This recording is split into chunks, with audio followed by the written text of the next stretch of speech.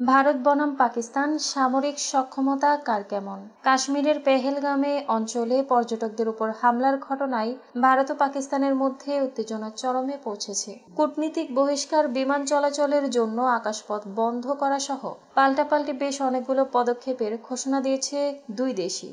ভারতের প্রধানমন্ত্রী নরেন্দ্র মোদী পেহেলগাম হামলার প্রতিক্রিয়ায় তার সশস্ত্র বাহিনীকে সম্পূর্ণ অপারেশনাল স্বাধীনতা দেওয়ার ঘোষণা দিয়েছেন, যাতে তারা পেহেলগাম হামলার প্রতিক্রিয়া জানানোর পদ্ধতি, লক্ষ্য ও সময় স্বাধীনভাবে নির্ধারণ করতে পারে। অন্যদিকে পাকিস্তানের তথ্যমন্ত্রী গোয়েন্দা তথ্যের বরাতে বলছেন, ভারত সামরিক পদক্ষেপ নিতে চায় এবং সেটি করলে কঠোর জবাব দেওয়া হবে।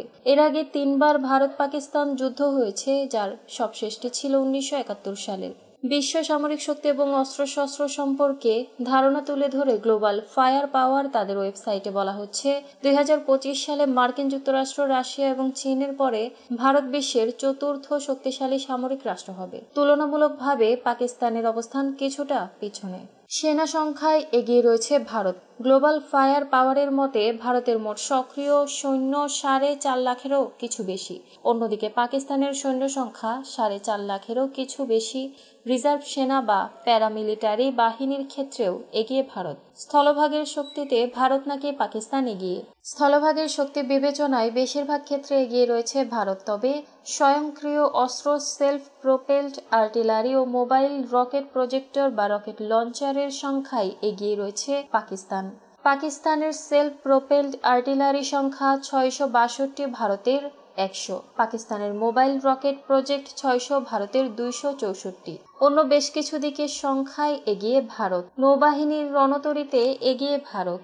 শুধুমাত্র মাইন ওয়ারফেয়ার ছাড়া নৌবাহিনীর রণতরীর সব দিকেই পাকিস্তানের তুলনায় এগিয়ে ভারত। গ্লোবাল ফায়ার পাওয়ারের হিসেবে ভারতীয় নৌবাহিনীর মোট 293টি যুদ্ধজাহাজের মধ্যে রয়েছে 2টি বিমানবাহী রণতরী। পাকিস্তানি নৌবাহিনীর মোট 121টি যুদ্ধজাহাজের মধ্যে বিমানবাহী রণতরী ও ডেস্ট্রয়ার নেই। তাদের রয়েছে 9টি ফ্রিগেট, 8টি সাবমেরিন, 9টি করভেট এবং 69টি টহল জাহাজ।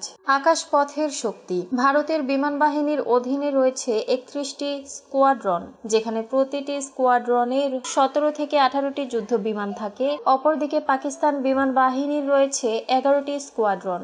গ্লোবাল ফায়ার পাওয়ারের তথ্য অনুযায়ী ভারতের কাছে মোট 2229টি বিমান রয়েছে, যেখানে পাকিস্তানের আছে 1399টি। পাকিস্তানের কাছে আছে 418টি যুদ্ধ বিমান, যার মধ্যে 90টি বোমারু বিমান। বিপরীতে ভারতের রয়েছে 643টি যুদ্ধ বিমান, যার মধ্যে 130টি বোমারু বিমান। পাকিস্তান বিমান বাহিনীর সবচেয়ে কার্যকর দুটি অস্ত্র হল যুক্তরাষ্ট্র থেকে আনা F-16 এবং চীনের সহায়তায় তৈরি JF-17 থান্ডার। গত কয়েক বছরে ভারতের বিমান বাহিনীতে বড় সংযোজন হিসেবে যুক্ত হয়েছে ফ্রান্স থেকে আনা রাফাল যুদ্ধ বিমান। এই বিমান পারমাণবিক অস্ত্র বহনে সক্ষম এবং আকাশে 150 কিলোমিটার দূরত্বে এবং আকাশ থেকে ভূমিতে 300 কিলোমিটার দূরবর্তী লক্ষ্যবস্তুতে ক্ষেপণাস্ত্র আঘাত হানতে সক্ষম। এটি ভারতীয় বিমান বাহিনীর ব্যবহৃত মিরাজ 2000-এর আধুনিক সংস্করণ এবং বর্তমানে ভারতের কাছে 51টি মিরাজ 2000 বিমান রয়েছে। যুদ্ধ বিমানের বাইরেও ভারতের রয়েছে 270টি পরিবহন বিমান,